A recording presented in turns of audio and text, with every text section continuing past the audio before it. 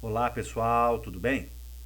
Hoje abordaremos mais uma aula aí sobre a história do Brasil e abordaremos especialmente o período joanino, que é o governo do Dom João VI, que se estende de 1808, né, com a vinda da família real, e vai até seu regresso para Portugal, que se dá em 1821, ali no contexto da chamada Revolução Liberal do Porto. Qual que é a importância desse período joanino? O período joanino ele vai impactar diretamente na independência do Brasil. E o período joanino ele tem muito a ver com a conjuntura europeia. Então a vinda da família real ela se dá no contexto aí da expansão napoleônica, das guerras napoleônicas, e o Napoleão Bonaparte, em 1806, decreta o chamado bloqueio continental. O bloqueio continental visava, sobretudo, bloquear o comércio do continente europeu, da Europa, com a ilha que ficou isolada, que era a Inglaterra. Então, na verdade, esse comércio do continente, esse comércio ligado às nações continentais europeias, visava, sobretudo, um abalo, vamos dizer assim, na economia inglesa. A pedra no sapato do Napoleão Bonaparte era justamente a Inglaterra. O Napoleão ele conquista boa parte da Europa continental. Porém, a Inglaterra, que é uma ilha, no seu processo de expansão napoleônica, ele não consegue invadir. Resultado, ele faz o bloqueio continental, visando prejudicar a Revolução Industrial Inglesa e favorecer a Revolução Industrial, o desenvolvimento econômico da França. Então ele obrigou todas as nações europeias que estavam sob o domínio do Napoleão e aquelas que possivelmente não estavam, mas se desrespeitassem o bloqueio continental, nós teríamos os exércitos napoleônicos invadindo essas nações. E foi o que ocorreu com Portugal. Portugal não aceita o bloqueio continental e por isso nós temos aqui a fuga da família real para o Brasil, sob a proteção dos ingleses. Então podemos dizer que o principal motivo da transferência da corte portuguesa para o Brasil em 1808 foi, de fato, vamos dizer assim, a invasão provocada pela desobediência portuguesa ao bloqueio continental, que no fundo foi decretado aí por Napoleão Bonaparte contra a Inglaterra. Isso resulta na fuga da família real em razão aí das invasões por parte das tropas portuguesas. Beleza? Desse ponto de vista, nós temos a vinda da família real, aqui ela se dá em 1807, no finalzinho de 1807, e a chegada da família real aqui no Brasil em 1808. Um dos primeiros decretos do rei Dom João VI, que é um decreto, uma carta régia, uma carta do rei, é a abertura dos portos às nações amigas.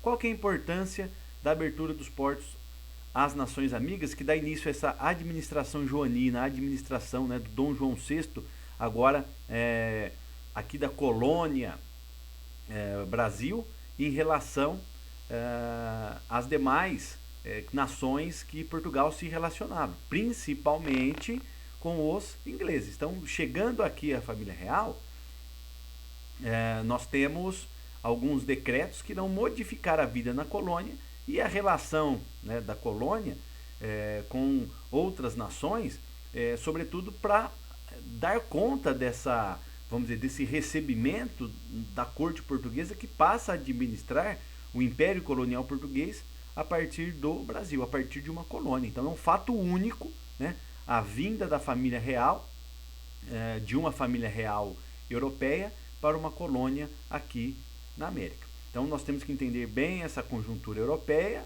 a expansão napoleônica e o bloqueio continental que levou à fuga da família real para o Brasil.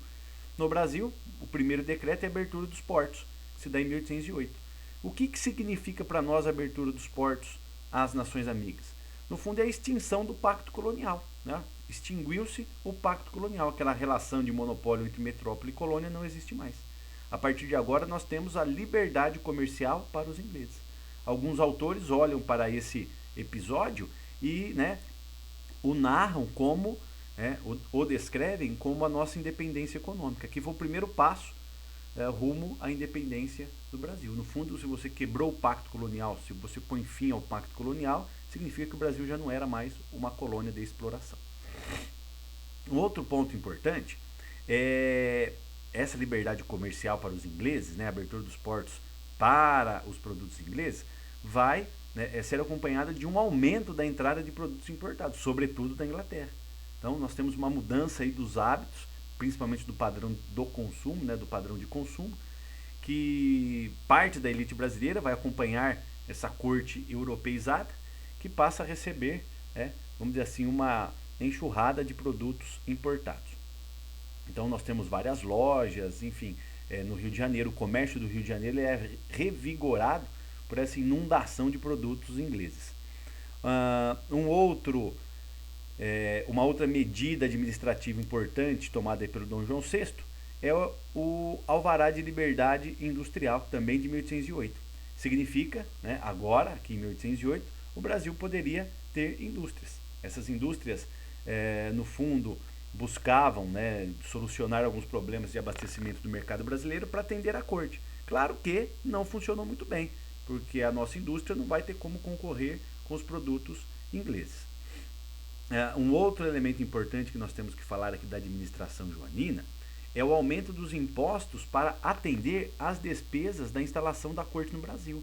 Ou seja, a corte, a montagem, a instalação da corte portuguesa aqui no Brasil, abrigar a corte, abrigar o rei e toda aquela nobreza. Quando a gente fala fuga da família real, tem autores que chegam a falar em 15 mil pessoas que vieram para cá, que é a corte portuguesa.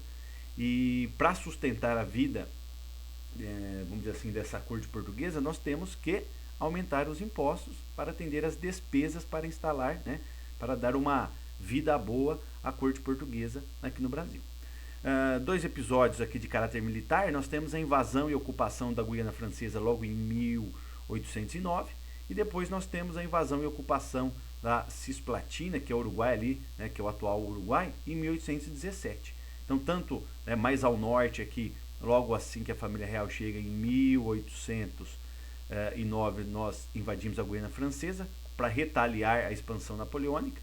Depois de atritos ali com a coroa espanhola, nós, por problemas de fronteiras ali na região platina, nós invadimos e ocupamos a chamada depois província Cisplatina, que vai ser o Uruguai, que consegue a sua independência depois do Brasil em 1828. Um outro ponto importante é a assinatura dos tratados Strangford, ou tratados de 1810, que é o Tratado de Comércio e Navegação e o Tratado de Aliança e Amizade. No fundo, eles vão regulamentar a abertura dos portos. Esses tratados asseguram a abertura dos portos aqui. Um ponto fundamental é esse Tratado de Comércio e Navegação. Olha só como que isso garante privilégios comerciais para os ingleses. As taxas que você vai cobrar sobre o produto importado de inglês é 15% sobre o produto. A taxa para produtos portugueses é 16%, é mais cara ainda. Olha os privilégios que os ingleses têm. E de 24% para os produtos de outras nações, que nem Portugal e nem inglês, esse produto vai ser taxado em 24%. Então significa, de fato, a abertura dos portos aqui às nações amigas, no fundo a abertura dos portos para os produtos ingleses que irão inundar aí, vamos dizer assim, a praça comercial brasileira, principalmente a praça comercial do Rio de Janeiro. Um outro ponto importante é a liberdade religiosa concedida para os ingleses. Vamos pensar que muitos ingleses eram protestantes, então que a partir de agora, pelo serviço prestado por escoltar a corte portuguesa, os ingleses podem professar a sua fé livremente aqui, que não serão julgados aqui lá. Nós teremos no Tratado de Aliança e Amizade os ingleses pressionando para o não estabelecimento, para que a corte não montasse o Tribunal do Santo Ofício, que era o Tribunal da Inquisição no Brasil. Então, você pressiona por essa liberdade religiosa e para não julgar alguns ingleses por possíveis crimes, vamos dizer assim, religiosos, por professar outra fé. Nós temos aqui também esse Tratado de Comércio e Navegação, dando, vamos dizer assim, dando privilégios judiciais para os ingleses. Por quê? Todo inglês que cometesse alguma infração aqui, ele seria julgado em tribunais ingleses. Então, julgamento de ingleses por ingleses. Significa que os ingleses estavam além e aquém das leis e dos tribunais brasileiros. Eles teriam privilégios, não só comerciais, mas privilégios também do ponto de vista judicial. Esse tratado de aliança e amizade, que compõe aqui os tratados de Frankfurt ou tratados de 1810, que vão ratificar aqui esses acordos por conta da abertura dos portos. E o importante aqui, além de prever esse não estabelecimento do Tribunal do Santo Ofício no Brasil, previa o término do tráfico negreiro em 15 anos aqui no Brasil. Então, olha só, os ingleses, já que vai ter uma inundação de produtos ingleses da Revolução Industrial Inglesa para o Brasil, eu preciso fomentar o mercado interno. E escravidão significa não trabalho assalariado. Então você não tem o trabalho assalariado. O que os ingleses começam a pressionar? O fim do tráfico negreiro. Claro que essa data não foi respeitada, ela vai ser empurrada até 1850. Mas fica, salta aos olhos aqui, fica evidente que os ingleses irão pressionar, a partir daqui da abertura dos portos, da vinda da família real, o término do trabalho escravo no Brasil. Ou pelo menos aqui fica evidente o término do tráfico negreiro. Seria para ter ocorrido em 15 anos. Um outro ponto interessante aqui são os aspectos culturais. Então nós temos a cidade do Rio de Janeiro passa por um processo de reformulação, um processo de desenvolvimento urbano. Então nós temos a construção de novos prédios na cidade do Rio de Janeiro, temos a fundação da Imprensa Regi, temos a fundação do Banco do Brasil, são órgãos importantes que irão promover o aparelhamento da colônia, o aparelhamento dessa colônia que está sendo revigorada para dar conta, para vamos dizer, se estruturar no sentido de ser sede do governo, de ser sede de uma monarquia europeia. E essas transformações passam aqui pelos aspectos culturais. Então nós temos a construção de novos prédios na cidade do Rio de Janeiro, nós temos aqui, exemplo, a criação da Biblioteca Nacional, a criação do Museu Nacional, que eu não coloquei aqui, a criação do Teatro Real do São João, a criação do Jardim Botânico, a criação de instituições de ensino superior, de algumas faculdades. Um outro ponto interessante aqui em relação aos aspectos culturais é justamente após a expansão napoleônica, após as guerras napoleônicas, que o Napoleão cai em 1815, em 1816, sendo restabelecida a monarquia absolutista lá na França, a família de Bourbon manda uma missão artística francesa para o Brasil. Falou, não tinha nada a ver com Napoleão, não tinha nada a ver com essas ideias liberais, estou presenteando o Brasil. Desse ponto de vista, nós temos, como decorrência aqui dessa missão artística francesa em 1816, a fundação da Academia Real de Belas Artes. Beleza? Então aqui são aspectos culturais nessa transformação da cidade do Rio de Janeiro. O outro ponto interessante ali em 1815 será a elevação do Brasil à condição de Reino Unido. Então, se o Napoleão foi vencido em 1815, se o Napoleão não é mais um perigo, nós teríamos que ter, ali no contexto do Congresso de Viena, o regresso do Dom João VI para Portugal. O que o Dom João VI faz? Ele fala, não preciso voltar para Portugal, eu vou elevar o Brasil a um status político diferente, a condição de Reino Unido. Então, o Brasil passa a ser Reino Unido, de Portugal e Algarve, que é o sul de Portugal ali. Então era Reino Unido de Portugal, Algarve e Brasil. Ou seja, nós passamos também a ter o status de sede da monarquia. Então a monarquia poderia estar aqui porque o Brasil compunha que o Império Colonial estava, vamos dizer assim, melhor graduado. O Brasil, desse ponto de vista, era um Reino Unido, estava unido a Portugal e Algarve. O que significa isso? Significa o reconhecimento do Estado brasileiro. Nós teríamos o regente podendo morar tranquilamente e administrar tranquilamente o Império Colonial Português a partir dessa colônia, vamos dizer que agora não é mais colônia, nós somos Reino Unido. Então, do ponto de vista de alguns autores, se a primeira data da independência do Brasil, a primeira data importante é 1808, com a abertura dos portos às nações amigas, porque põe fim aí,